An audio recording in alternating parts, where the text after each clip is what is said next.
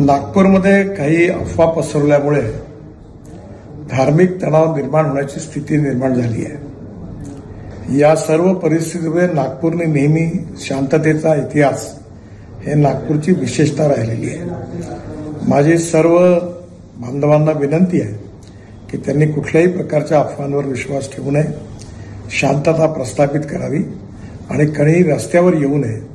सगळ्यांनी कायदा आणि व्यवस्थेला सहकार्य करावं आणि सलोख्याचं आणि सौहार्दाचं वातावरण ठेवण्याची नागपूरची जी परंपरा आहे त्या परंपरेनुरूप आपला व्यवहार करावा।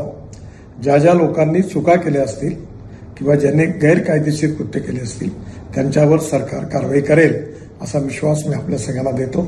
माननीय मुख्यमंत्र्यांनाही या संबंधातली सर्व माहिती मिळालेली आहे, त्यामुळे आपण कुठल्याही अफवांवर विश्वास न ठेवता आपण सगळ्यांनी सहकार्य करावं आणि प्रेमाचं सौहार्दाचं उत्तम वातावरण ठेवण्याकरता मदत करावी, पोलिसांना मदत करावी असं माझी आपल्या सगळ्यांना नम्र विनंती आहे।